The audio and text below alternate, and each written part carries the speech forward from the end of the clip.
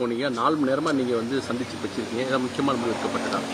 இப்போ ஐயாட்ட எல்லாம் பேசியிருக்கிறோம், சொல்ல வேண்டிய செய்தியெல்லாம் சொல்லியிருக்கிறோம். ஐயாவை எல்லாம் கேட்டுக்கிட்டாங்க. அது இப்போது நல்ல செய்தி தான். ஒன்றும் 2 பேரும் ஒன்றா இணைந்து செயல்பட போகிறாங்க. மாநாடு இருக்குது, மாநாட்டு மேடைகளில் ஒன்றா பார்க்க போகிறீங்க. தேர்தலில் எல்லாம் ஒரு இணைந்து செயல்பட போகிறோம். 2 பேரும் ஒன்றா இணைந்து செயல்படுவார்கள். அதில் மிக விரைவில் நல்ல செய்தி அவங்களுக்கு வர நீங்கள் பார்க்க தான் போகிறீங்க. மிக விரைவில் அதான் அது போதும். இல்லை 2 தலைவர்களும் கலந்துக்கிறாங்க. இன்னைக்கு நீங்கள் ஐயா பேசுனீங்க, ஐயா கோவம் தணிஞ்சிருச்சா? இன்னும் அப்படி தான் இருக்காங்களா? ஐயா நல்லா தான் இருக்காங்க, சுமூகமாக இருக்காங்க, முன்னுரிமை இருக்காரு. இப்போ அடுத்த கட்ட நடவடிக்கை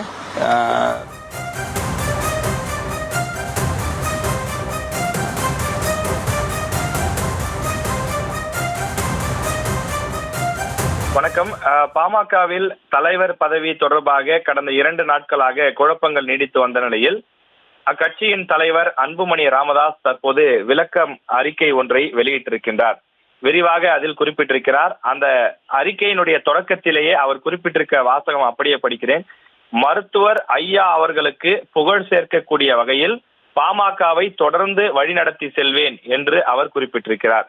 பாட்டாளி மக்கள் கட்சியினுடைய சொந்தங்களுக்கு பாமக தலைவர் மருத்துவர் அன்புமணி ராமதாஸ் அறிக்கை என்று குறிப்பிடப்பட்டிருக்கிறது.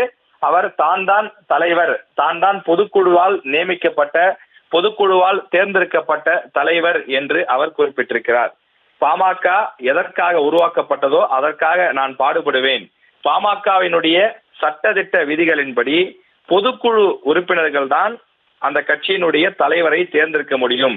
எனவே அந்த அடிப்படையில் கடந்த 2022ஆம் ஆண்டு மே மாதம் 28ஆம் தேதி சென்னையில் நடைபெற்ற பொதுக்குழு கூட்டத்தில் சமூக நீதி காவலர் மருத்துவர் ஐயா அவர்களின் வாழ்த்துதலுடன் உங்களின் ஆதரவுடனும் கட்சியின் தலைவராக தேர்ந்தெடுக்கப்பட்டவன் நான் என அன்புமணி ராமதாஸ் தன்னுடைய அறிக்கையிலே சுட்டி காண்பித்திருக்கிறார்.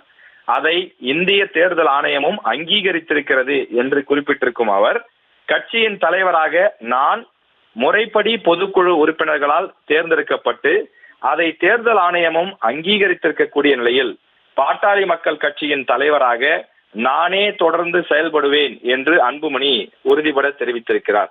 எந்த நோக்கத்திற்காக கட்சியின் தலைவராக நான் தேர்ந்தெடுக்கப்பட்டேனோ, எந்த நோக்கத்திற்காக ராமதாஸ் அவர்கள் பாட்டாளி மக்கள் கட்சியை தொடங்கினாரோ அந்த நோக்கத்தை நோக்கி உங்களின் ஆதரவுடன் இன்னும் தீவிரமாக பயணிக்க நான் உறுதி பூண்டிருக்கிறேன் என்றும் அவர் குறிப்பிட்டிருக்கிறார். எனது பணிகளுக்கு பாமகவினர் அனைவருடைய ஒத்துழைப்பும் தொடரும் என்று உறுதியாக நம்புகிறேன் என்றும் அவர் குறிப்பிட்டிருக்கிறார். நம்முடன் உடனடியாக நிறைவேற்றப்பட வேண்டிய 2 இலக்குகள் இருப்பதாக பாமகவினருக்கு அவர், அதாவது அன்புமணி ராமதாஸ், பாமகவினுடைய தலைவர் அன்புமணி ராமதாஸ் சில விஷயங்களை குறிப்பிட்டிருக்கிறார். குறிப்பாக வரக்கூடிய மே 11ஆம் தேதி மாமல்லபுரத்தில் நடைபெற இருக்கக்கூடிய வன்னியர் மாநாட்டை வெற்றிகரமாக நடத்தி முடிக்க வேண்டும். 2026ஆம் ஆண்டு நடைபெற இருக்கக்கூடிய சட்டப்பேரவை தேர்தலில் கடந்த காலங்களை விட அதிக இடங்களில் வெற்றி பெற்று நமது வலிமையை நிலைநிறுத்த வேண்டும் என்றும் அவர் குறிப்பிட்டிருக்கிறார். இப்படி பல்வேறு விஷயங்கள் நமக்காக காத்திருக்க, அதற்காக திட்டமிட்டு முழு வீச்சில் செயல்பட வேண்டும் எனவும் அனைவருக்கும் அழைப்பு விடுத்திருக்கிறார். இந்த அறிக்கையினுடைய சாராம்சம் என்பது எந்த இடத்திலும் மருத்துவர் ராமதாஸை அவர் குறை கூறவில்லை. அதே நேரத்தில் இந்த கட்சியினுடைய தலைவர் நான் தான். ஏனென்றால் கட்சியினுடைய சட்டத்திட்ட விதிகளின்படி, பைலா படி பொதுக்குழு உறுப்பினர்கள் தான் தேர்ந்தெடுக்க முடியும். எனவே என்னைத்தான் இந்த கட்சியினுடைய தலைவராக பொதுக்குழு உறுப்பினர்கள் தேர்வு செய்திருக்கிறார்கள்.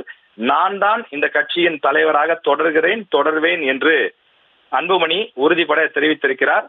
இதில் கடைசி பத்தியில என்ன சொல்கிறார் என்றால், மீண்டும் சொல்கிறேன், அரசியல் களத்தில் மருத்துவர் ஐயா அவர்களின் லட்சியங்களை வென்றெடுப்பதும் அவருக்கு புகழ் சேர்க்கும் வகையில் பாமகவினரை வழிநடத்தி செல்வதும் எனது முழு முதல் கடமை என்றும், அதற்காக உங்களை சந்திக்க விரைவில் உங்களை தேடி வருவேன் என்றும் பாமக தலைவர் அன்புமணி ராமதாஸ் தன்னுடைய இந்த விளக்க அறிக்கையில் தெளிவாக குறிப்பிட்டிருக்கிறார்.